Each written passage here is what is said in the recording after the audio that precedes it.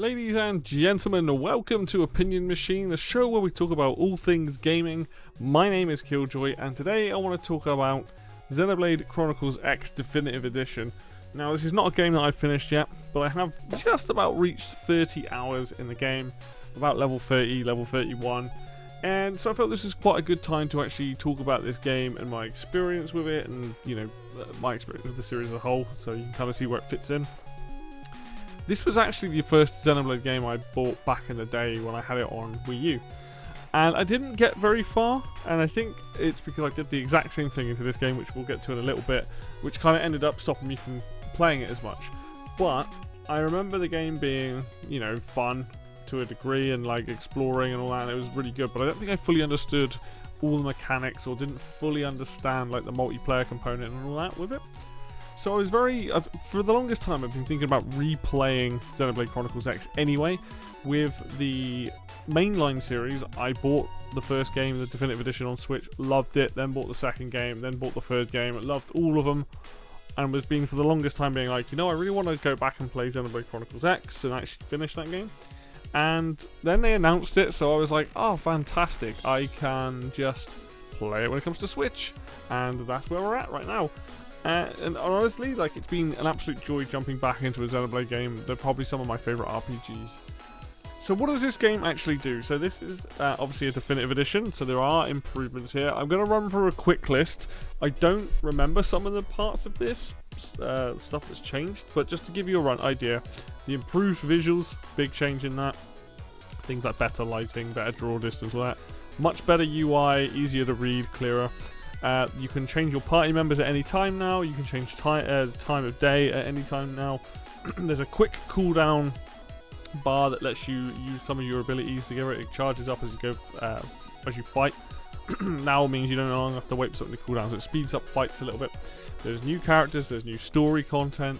There's something called blade levels. I don't remember these from the original game, but they no longer exist, which means it opens up certain parts of the game quicker, I believe. The Frontier Nav, which is your map, essentially is no longer on a gamepad. Obviously, it's in the map button in your menu. You gain Infinity quicker, which is like how your little heart symbol goes up quicker with all your party members. Non-active members now get XP, so you don't. If you're using other people, your team will still level up when you're not using them. You gain rewards for surveying Mirror, and the quests are easier to track, easier to know where you're going, all that sort of stuff. They did that with Xenoblade Chronicles Definitive Edition as well, where they really made it easier to track quests. So all good stuff, like the sort of things you want in a Definitive Edition. So fantastic stuff. My experience this time around has been a lot better. I understand what I'm doing now, I'm exploring, and I think there needs to be a big distinction between this game and the other Xenoblade games. The other ones are very story driven, and you kind of follow a linear path for the most part, unless you're doing side quests of where you're going, what you're doing, all that. Xenoblade Chronicles X is all about exploration. You go off, you explore areas, you figure out paths on your own, you're looking for stuff to help rebuild the city. Because you're trying to rebuild humanity, it thematically makes sense. You're trying to help rebuild this colony. This game, what is trying to say to you, hey, can you get to places without dealing with enemies that are 20, 30 times your level? It's not so much as... There is a story here, there is story content here, there is obviously a driving force behind it, but the game's not really pushing you in that direction. It wants you to do other things, it wants you to understand the elements. Like, you get massive mechs in this game, the skells, and I'm not even at that point. I don't even know how to get them yet. I feel like I've still got maybe another story mission to go, or I've got to do some of the other things to get there. And I'll figure it out, but my focus for the most part is just doing a ton of what they call basic missions. Going around doing those, grinding my character up, finding places to fight enemy types that I can actually fight, and leveling up my characters that way. And trying to get... Because this game works on a 10 level basis. Every 10 levels, so 30 to 40, 40 to 50, you kind of get access to new areas, and you're left alone by smaller enemies. As you get level up, I think it might be 10 or it might be 5 levels, but you can definitely tell that enemies will leave you alone when you get higher enough. And that's shown off in the UI with it, whether white, yellow, or red, or blue, or whatever, these different colours. And you start to figure out what the colours mean, and like what you can fight, what's probably just over your level, like different danger levels. The game has you going off and essentially doing all kinds of things. You know, you're putting down probes, you're trying to gain resources, and as you do more and more and more and more of that, it's easier to get money, it's easier to buy gear, and there's a ton of gear. There's so many things in this game. It's very MMO-like in some degrees. There is a multiplayer component. I haven't even touched the multiplayer component. Like, it's there. I've not tried it, but it is there. Like, you can play that. That seems like that would be beneficial. But I play in offline mode. I primarily just want to play the single player and do stuff there. But what I've really enjoyed about this versus the other Xenoblade games is those ones are trying to tell a story. Those ones are very, very, very fun in the sense that, you know, you're following a linear story, you're following these characters, where in this, you're kind of doing your own thing. You kind of decide what you want to do, like you understand things, you go and survey. There's just so much freedom. It's probably the way to describe this game. There's so much freedom.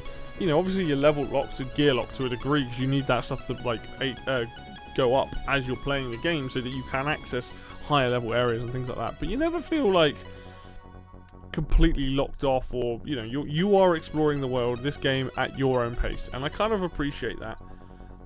I am, for one, really enjoy the combat in this game as well. The combat is very similar to Xenoblade Chronicles 1. It's not as complicated as the second game or the third game, and I like that. I think it's best to keep it simple. But I've really enjoyed the fact that you can also change classes in this game, and that gives you access to new abilities. Doing affinity stuff gives you access to new abilities. Everything in this game seems to play back into itself, and I think that's why I've enjoyed it so much. But combat, yeah, like I said, it's just fun. Like, there's a ton of enemies you get to fight, all very weird looking things, and there are some different variants of the enemies that you find. Like, some will be aggressive, some won't. You know, understanding what enemies you can fight, like, because there's different like elements. There's like you have armor that has a ton of different resistances, and I absolutely suck against things that seem to do like plasma damage or whatever it is. It just absolutely kills me. I'm fighting certain monsters at if I'm level 30 at a level 35 and I'm doing okay, versus other ones at a similar level and they just destroy me because they use attacks that are essentially my armor has no resistance for, so I get destroyed. So there's a lot going on. If you like big RPGs, this game is perfect for that sort of things. It wouldn't be a Xenoblade game without an amazing soundtrack, and the soundtrack for this game is phenomenal. Honestly, so good. The area themes, the combat themes, like I always forget. I think it's Ace. I think they're called Ace. They just do an amazing job here. Obviously, having vocals for combat themes is really cool. There's other vocal parts as well in some of the exploration themes.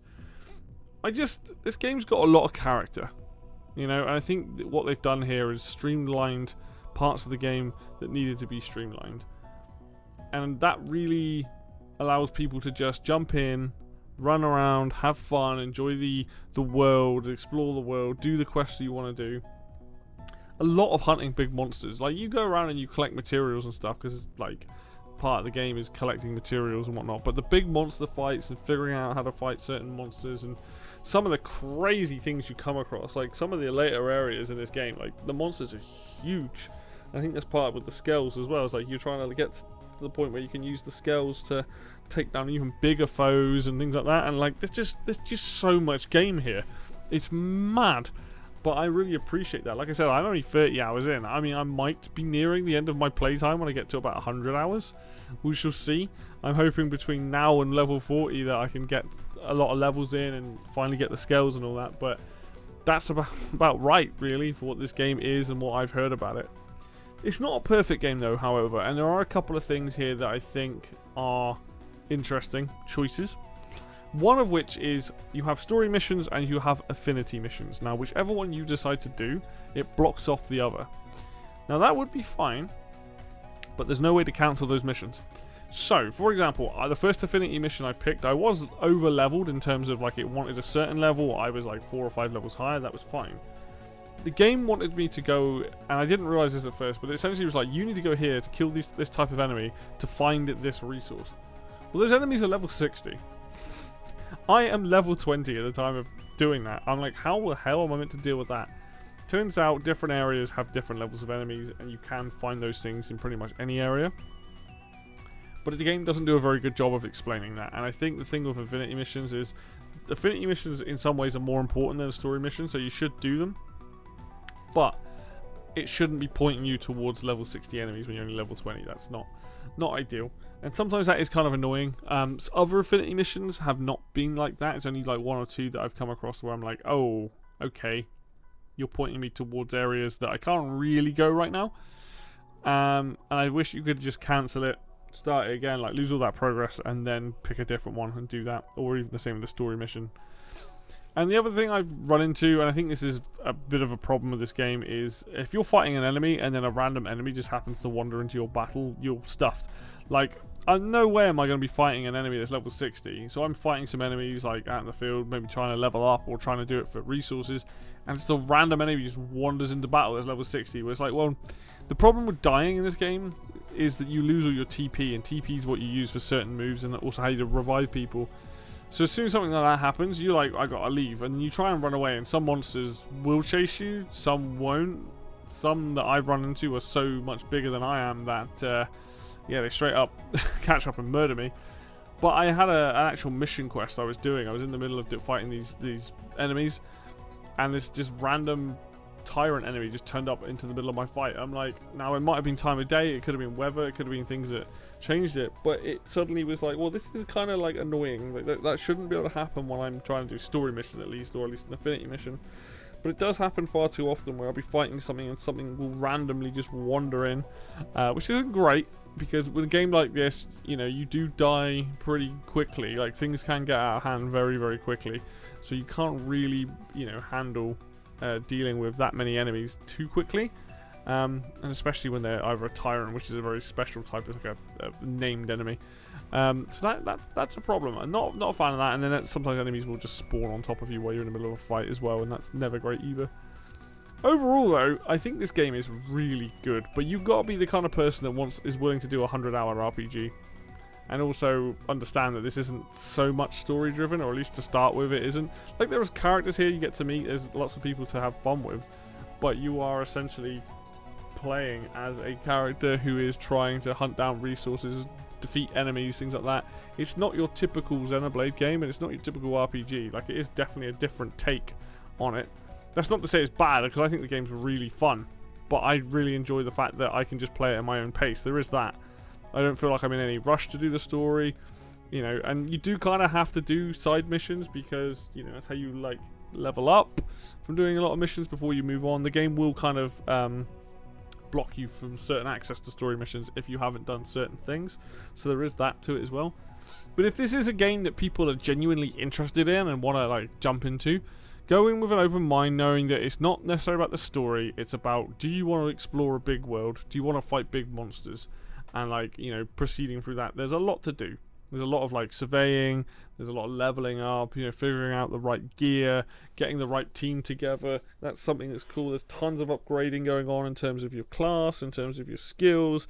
There's, you know, there's different play styles. There's a lot here that's going to keep people entertained, and I really appreciate what this game does and how different it is to the other Xenoblade games. So I do recommend it if you get a chance to play it and you are looking for a big RPG. This is definitely worth that time, and 30 hours in, I'm still having a blast. I'm still exploring, you know, I'm going to places that I shouldn't be going and figuring out, and that's something that I appreciate about Xenoblade. It gives you the option to be like, okay, I'm going to try my luck, let's see how this goes, and when you pull it off, you feel like a right old badass. You're just like, yes, I managed to avoid all these big enemies. And like I said, every time you kind of get those levels up, every 10 levels, you're like, wow, I can get into new areas now, I'm going to be left alone by these guys, this is great. And just a great, really, really good entry in this series. I'm glad that I've now got every single one of them on Switch. I'm super happy about that. Like, these games are awesome. They're some of my favorite RPGs. Anyway, hopefully that is useful to people.